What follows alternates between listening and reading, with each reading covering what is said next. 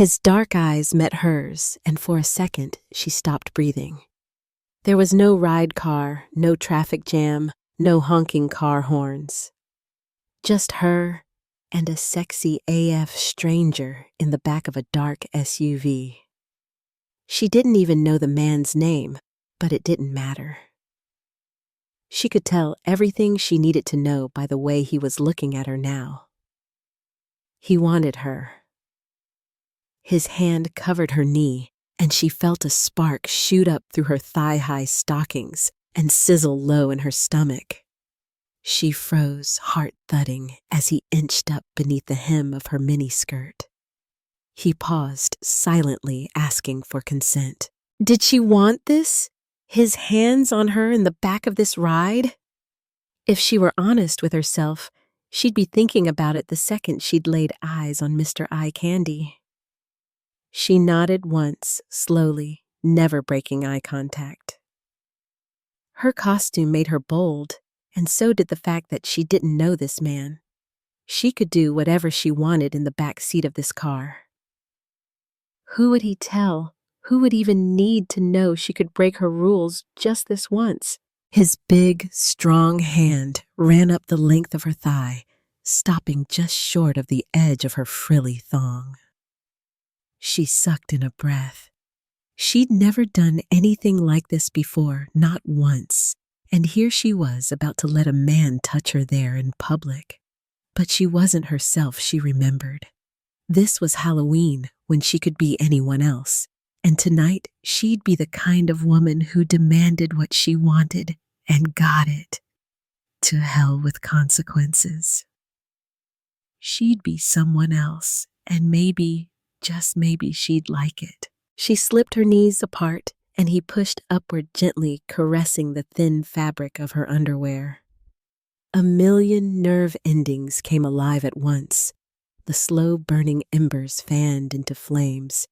He watched her, a smile tugging at the corners of his mouth, and she knew right in that instant that she was going to have the climax of her life. Lizzie glanced furtively at the little map on her phone, showing the ride car that seemed to be winding its way to her through Halloween night traffic. She tugged self-consciously at the too short white miniskirt, and the heavy metal cross she wore around her neck thudded against her stomach. She wondered if the accessories were too much or not enough. Was Madonna from the Like a Virgin album cover too obvious?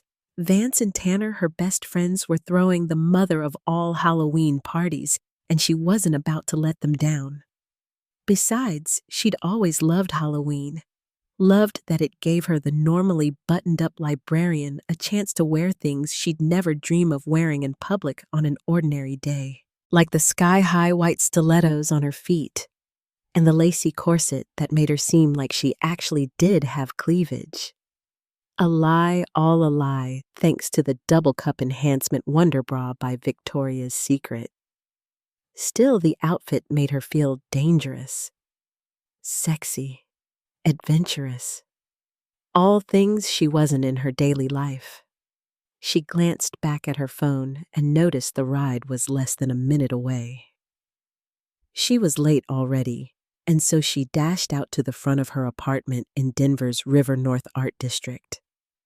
Revelers crowded the sidewalks, some in costume, some not, and in the far distance, peeking between two skyscrapers, she saw the shadow of the Rocky Mountains against a clear night sky.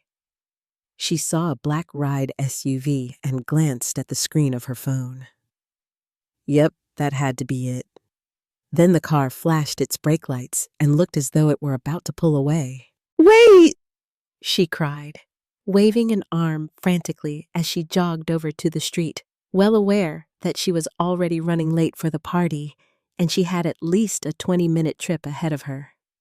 The SUV pulled away from the curb, turn signal flashing. "Wait, I'm here!" she cried, waving her arms, her black rubber bracelets threatening to fly off her wrists. Suddenly, the brake lights blinked red, and the ride car stopped. Thank goodness. She pulled on the back door handle and pulled the door open. Where were you going? But the words dried up on her tongue. She realized too late that the back seat wasn't empty. There in the back sat a dark-haired god with broad shoulders straining his U.S. Navy pilot jumpsuit and mirrored aviator sunglasses tucked into the second open button. Lizzie wasn't one to stare, but come on. The man was walking eye candy, dark, spiky hair muscles that seemed not to be contained by his army green sleeves and a clean-shaven, chiseled chin that could cut diamonds. What the hell was Maverick from Top Gun doing in her ride? He flashed her a bright white smile, as if he'd been waiting for her the entire time. Well, gorgeous, what are you waiting for? Get in. But I didn't order a share ride. This is my ride, Lizzie declared. She didn't care how gorgeous he was. She wasn't going to let him steal her car. His eyebrow was quirked up, asking an unspoken question, as his dark gaze swept her up and down, lingering a beat on her boy toy belt. Normally, she'd hate this kind of attention, but tonight, Halloween, she welcomed it. His lopsided, cocky grin told her he liked what he saw. Well, the feeling is mutual. Maverick. She was so distracted by the handsome stranger that she almost forgot that he was an interloper in her ride. Is it his sensual, full lips seemed to be suppressing a laugh? Are you sure about that? She glanced at the front seat where the ride driver, a long-haired hippie type with a scraggly beard and an armful of tattoos, grinned from the front seat. Hey, you know her, Mav? The driver asked. Your Garrett Wright ride Black Lincoln? She held up her phone as if it were proof that this was indeed her car. The driver slowly shook his head. Nope. Sorry, miss. I'm Paul. You're in the wrong car. Wrong car. Lizzie glanced at her screen and saw her actual ride driving away. Ride canceled popped up on her screen. Wait, what? She tapped the screen, but it was no use. The driver had come and gone or never come at all. That meant at this rate that she'd never make it to the Halloween party. No, She held up her screen in protest. I ordered a ride, but... Why don't you just get in? I'm afraid that corset might not hold for much longer. He grinned, and Lizzie realized then that she was leaning into the back seat, spilling out of her costume, and showing Maverick pretty much everything. Her cheeks grew hot as she slid into the car. Where are you headed? Maverick asked, her voice smooth and sweet, warming her from the inside like a hot mocha. Cherry Creek, friend's party, she said. She glanced at his tanned forearm, which was hovering mere millimeters from her knee. His face registered surprise. Well, I'm headed to Glendale, not too far from there. He smiled, bright white and blinding. He made Tom Cruise look, well, meh. Was this guy an actor, a model at least? Had to be. Guys who looked like him were never interested in girls who looked like her correction girls who looked the way she did on most days of the year. Normally, she didn't nearly flash strangers. She tugged at the edges of her corset, trying to get it back into place. She had to remind herself that today wasn't a normal day. Not in the slightest. He leaned forward, and his elbow grazed her arm. She nearly jumped from the contact, warm, strong, and promising. How about we share the car? He offered, voice low. That is if you're up for it, material girl. She hesitated. Share the ride? Well, she was already in the car. Can we do that? Maverick tapped the back of the driver's seat. Is it okay with you, Paul, if we make one more stop? In the front seat, Paul shrugged. Sure, Mav. Whatever you want. Of course, Maverick could change all the rules. He was Maverick after all. You really don't mind? Lizzie asked Mr. Take My Breath Away. Not at all. And it's my treat. Not a Halloween trick, then. Only if you want it to be. His sly grin grew bigger. Are you a good girl pretending to be a bad girl, or a bad girl at heart? How much like a virgin are you? Lizzie barked a laugh. The non-Halloween Lizzie would have ignored the comment, but this was the new take no prisoners have fun and flirt Lizzie. Tonight, she vowed she wasn't going to be her normally mousy self. She was going to go for it. WWMD, what would Madonna do? Looks like someone feels the need for speed. Hunter couldn't believe his good luck. A gorgeous blonde had tumbled into the back of his ride dressed like Madge herself. And not just any blonde one who knew Top Gun. Did you seriously quote Top Gun to me right now? He asked, still not quite believing his ears. If you keep doing that, I'm going to fall in love with you. Someone hasn't lost that loving feeling then. She grinned wickedly, and suddenly his lap felt tight. Oh boy, she wasn't just an amazing body. This woman had a brain too. Trouble. She was trouble. Just the kind of trouble he liked. With you around, never. Before now, he'd been dreading this night for a number of reasons, but mainly because Halloween reminded him of things he'd rather forget, like his ex, Tamara. But who could think about exes when this little specimen was in front of him? She had legs that went on for miles and that sexy corset. He wanted to run his fingers down the bodice and find out if her waist was truly as small as it looked. But more than that, he wanted to flirt with her some more. Find out just how that sexy little brain worked. He had a feeling this wasn't her normal way of dressing. He'd seen her trotting toward the ride on her wobbly heels. This girl didn't usually wear them. Not like Tamara, who practically slept in her stilettos. He actually found the wobble adorable. She glanced at him with her emerald green eyes lined with smoky eyeshadow. Her eyelashes went on for miles. Few women could pull off Madonna's iconic white bride outfit from the Like a Virgin album cover, but she managed to do it in a way that put the Vogue master to shame. Her curves seemed softer, more inviting somehow, even as she tugged self-consciously at the corset. Yep, this woman was not the kind who normally wore lingerie in public. That made her even more mysterious somehow. What did she do on nights other than Halloween? Where am I headed to Miss? Paul interrupted. Paul was seriously in danger of not getting his tip. Oh, sorry, here's the address. She leaned over the middle seat, leaning her hand on his knee as she went. He felt the shock of the contact. You can keep that there as long as you want, he thought. Once Paul had punched her party's address into his GPS, she settled back in her seat, her hands once more to herself. God, she was gorgeous. Those green eyes. Paul pulled away from the curb, sliding into traffic. So when you aren't buzzing the tower, what do you like to do for fun? She asked him, eyes bright. Not think about my ex for one, he thought. Talk to you, little Miss Sexy. Get to know you better. Really, this is your favorite hobby. It is now. He raised an eyebrow and she barked a laugh. So does an amazing woman like you. Have a boyfriend. She barked a laugh as if she were allergic to them.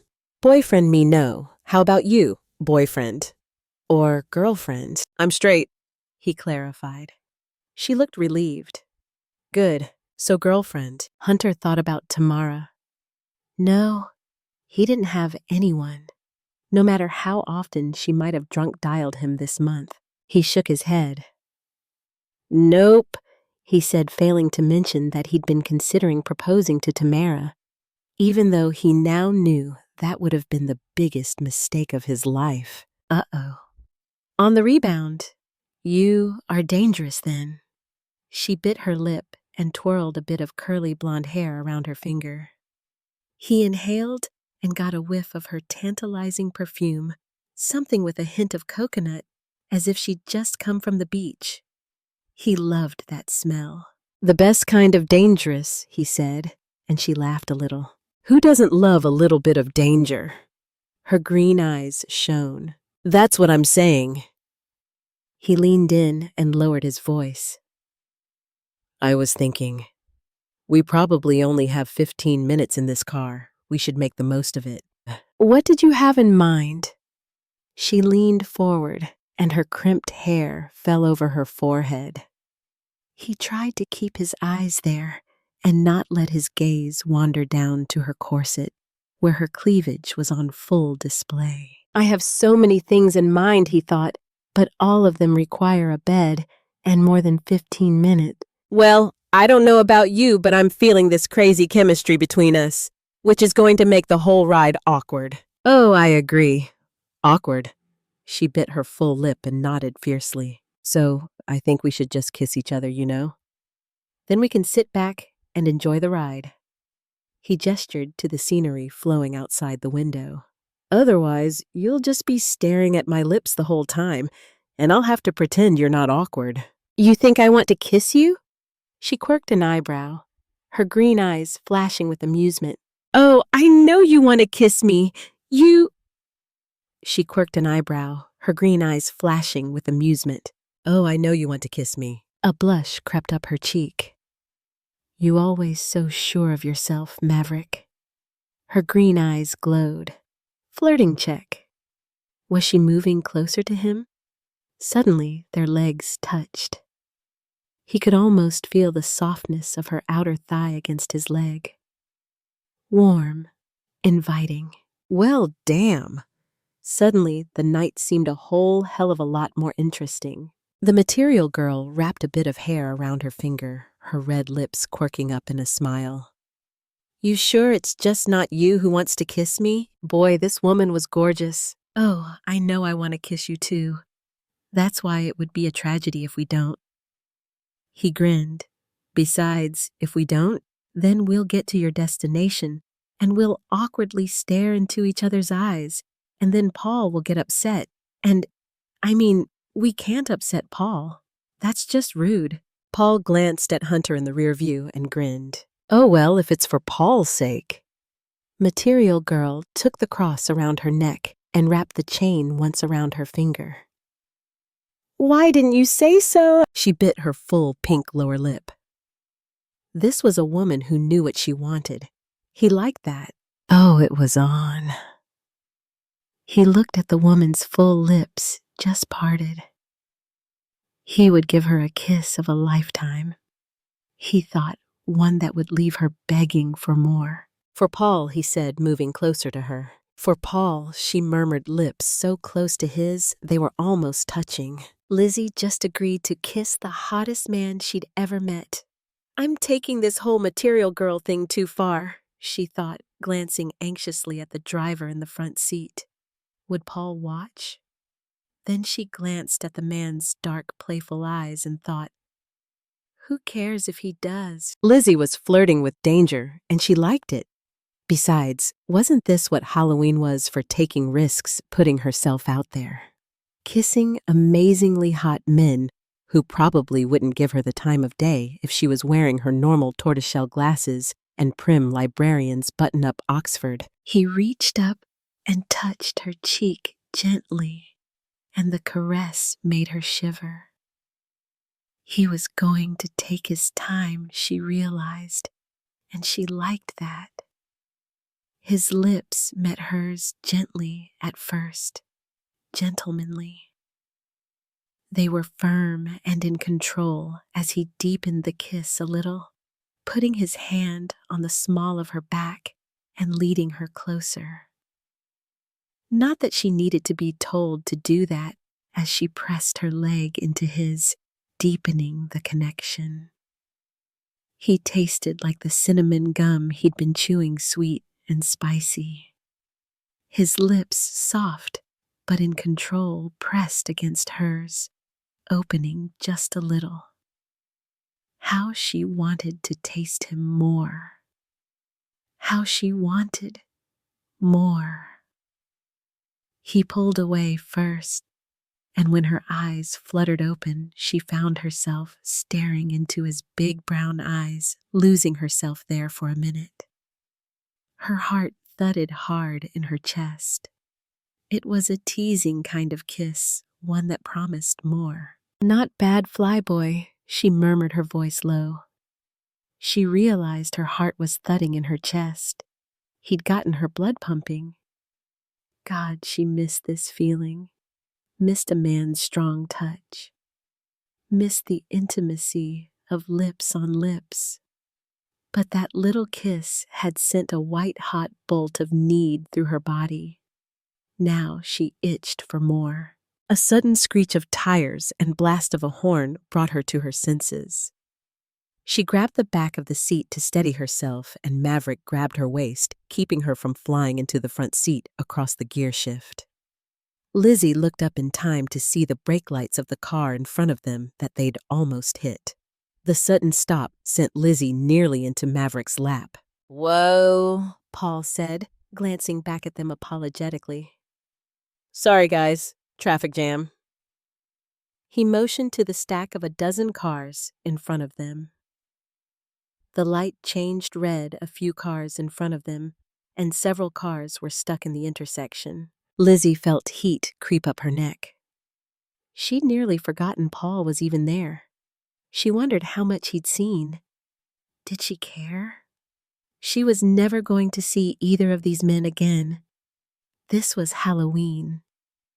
The rest of the year she went strictly by the no kiss on the first date rule and the no sleeping with any man until after a minimum of 3 months rule. She'd read in a dozen date-to-marriage books that was the way to land the man of her dreams. Break the rules, and the man would run for the hills. Not that she had a chance to institute her rules lately. She hadn't even been on a date in 3 months. Vance had given her a big hug at work yesterday and told her all that would change the night of Halloween. "That's when you can get your freak on, honey," he'd told her. She'd laughed, not quite sure she could ever be as bold as Vance. The man wasn't afraid to tell a dirty joke to a nun. In fact, he had done so during a library conference they'd attended last year. Lizzie loved Vance.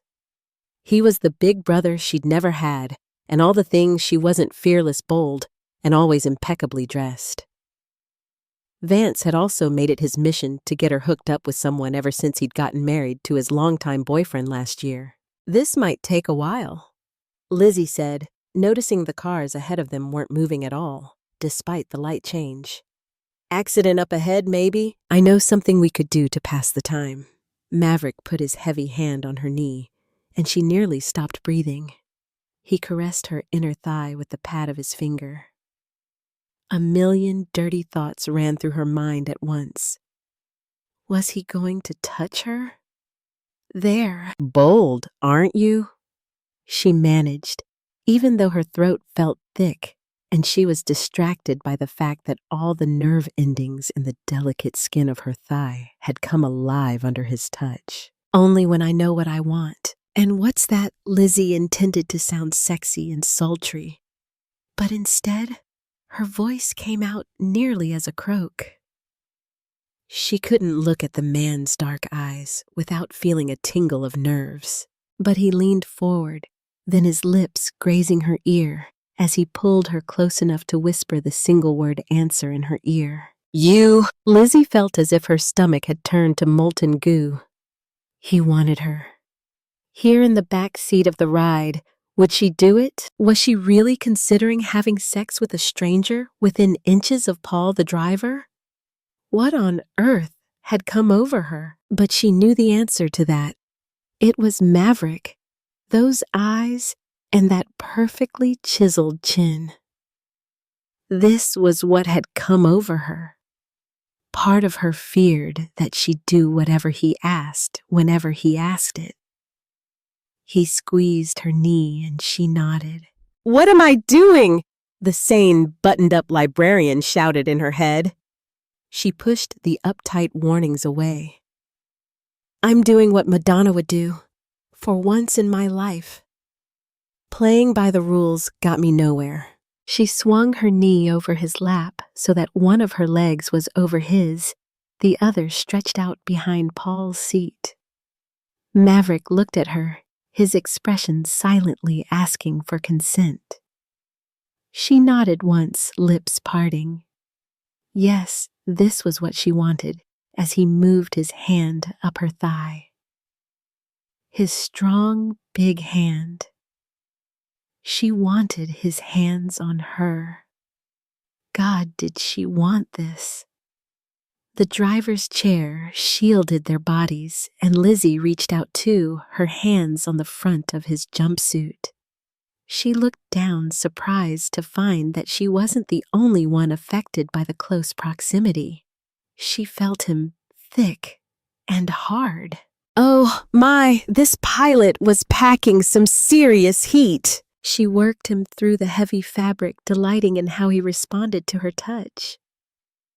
His dark eyes never left her. Oh, he wanted her.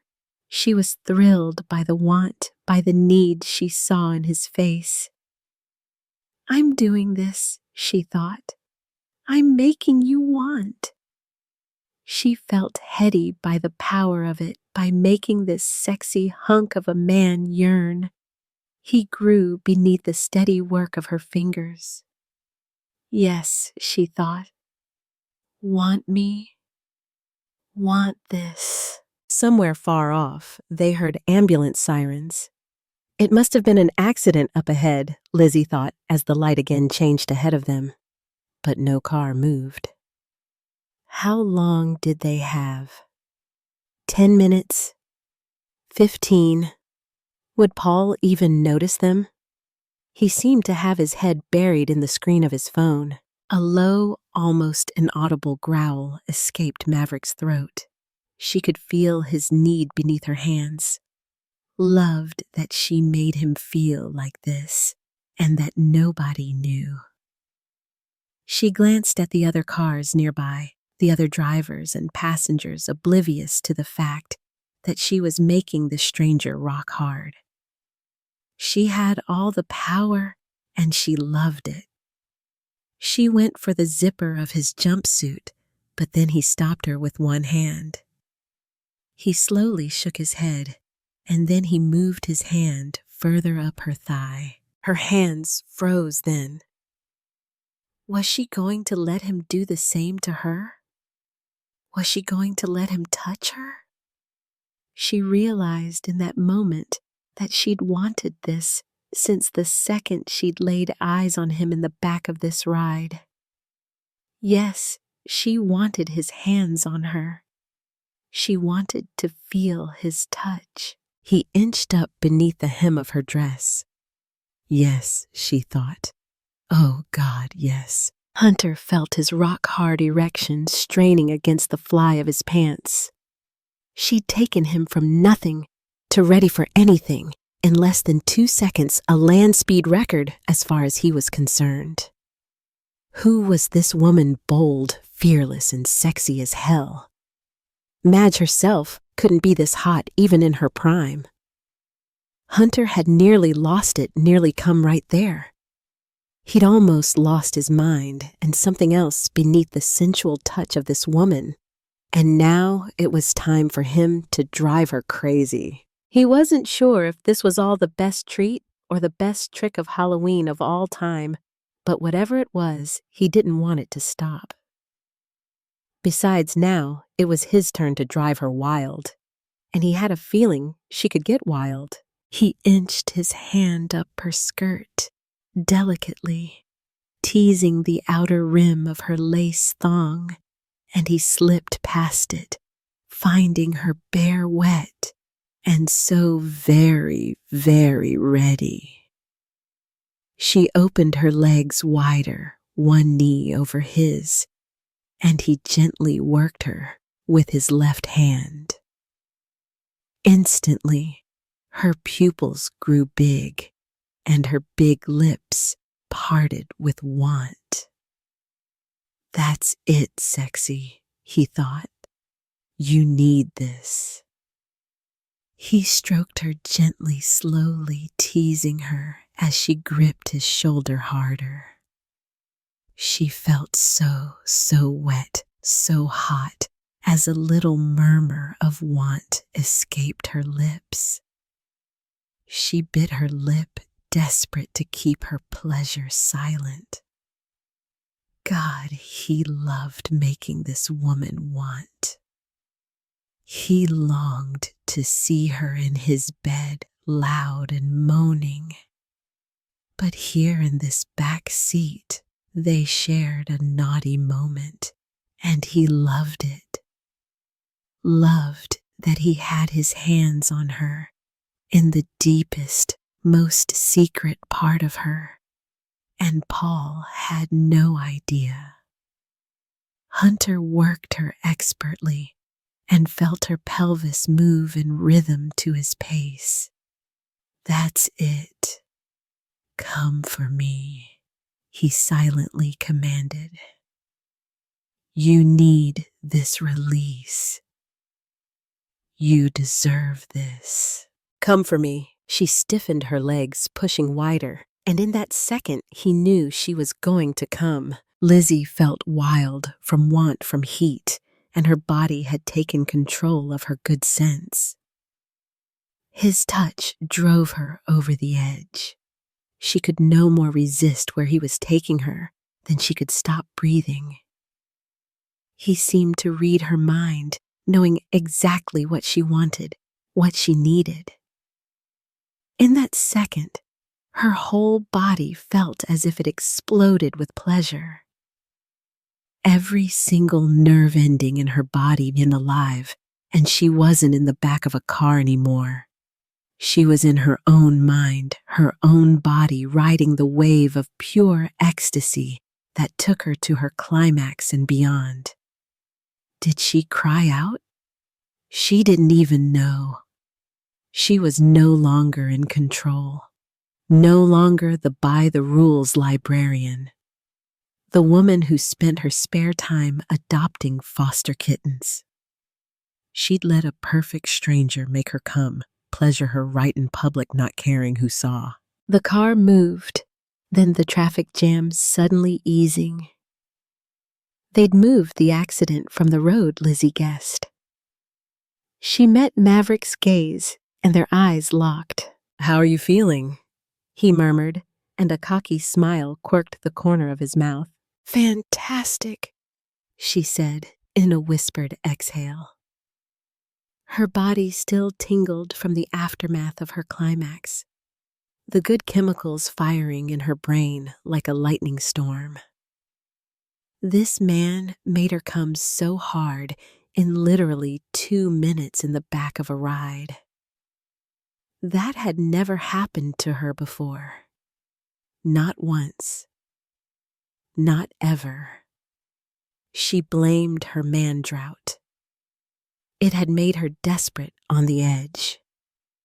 Then again, Maverick might just be able to make her come without even trying any time he wanted.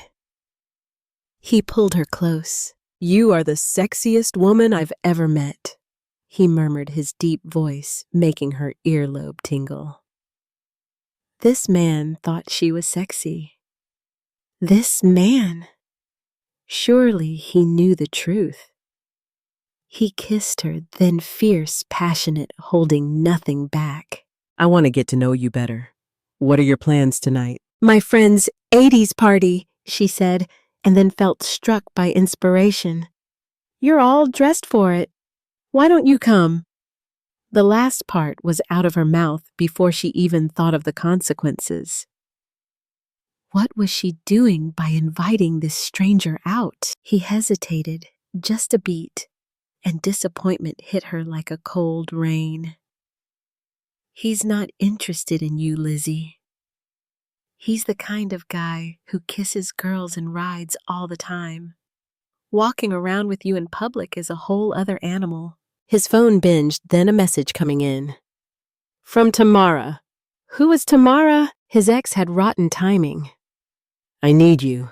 Help, I'm in trouble. With Tamara, that could mean anything from she's out of cash at a bar to something far more serious. Hunter knew she'd been running with a bad crowd lately. A bad crowd that included Vin Baker. He'd tried to warn her, but had she listened, no. It's Vin. Of course it was. He won't let me leave. I'm scared. That didn't sound good. Who's that? She asked. It's my ex. He let out a long sigh. His ex, who was never interested in him unless she was drunk or in trouble. She cheated on you with your once friend, he reminded himself. Yet he still didn't like the idea of a girl in trouble. Any girl. Oh. Material Girl sounded a bit uncertain as the Lincoln rolled to a stop. Here you are, Paul said, glancing at the woman in the rear view. This is your address, right? Lizzie felt flustered and overwhelmed. Her head spun. She'd had one of the best climaxes of her life, and then she'd seen that Maverick might not be as free and clear of his ex as she'd first thought. She'd only seen, "I need you" pop up on the screen. It didn't sound like an ex exactly. Of course, the man she broke all her rules for wasn't single. That made perfect sense and was just her luck. But why was she making a big deal of it? Halloween wasn't for serious romance. It was for quickies in the back seat of a ride car. So why did she feel so disappointed? She felt the sudden urge to flee. She needed to get away, get into the safety of Vance and Tanner's party. Wait! Maverick called behind her. Wait! She hesitated on the sidewalk just long enough to see a pained look on Maverick's face as his phone came to life in his hands. Tamara calling, no doubt. He answered the call, and that was all Lizzie needed. He's not interested in you, Lizzie told herself. Get a move on. She turned away from Maverick and trotted up to Vance and Tanner's front door, resisting the urge to turn around. Hunter watched helplessly as the Material Girl slipped away from him, disappearing inside a 3-story brownstone. This better be good. He growled to his ex on the phone. He tapped Paul on the shoulder and asked him to wait a minute, and they idled at the curb. Please come, she sobbed, sounding near frantic. Instantly, he was on full alert. This didn't sound like nothing. Tamara was a drama queen, but something in her voice told him that this wasn't the normal drama. What's going on? Hunter! Help! Shrieked Tamara. I'm locked in the bathroom. Baker is messed up and crazy. He won't let me leave. Did you call the police? Hunter demanded. No, can't. You know why? Hunter sighed. Her father was the assistant police chief, and they hadn't spoken in 3 years. Not since the big fallout over her choice to drop out of college. And now she was letting a petty family squabble get in the way of her safety. That was Tamara in a nutshell, cutting off her nose to spite her face. Hang up and call the police. I can't. And my phone. It's dying. We're at my place.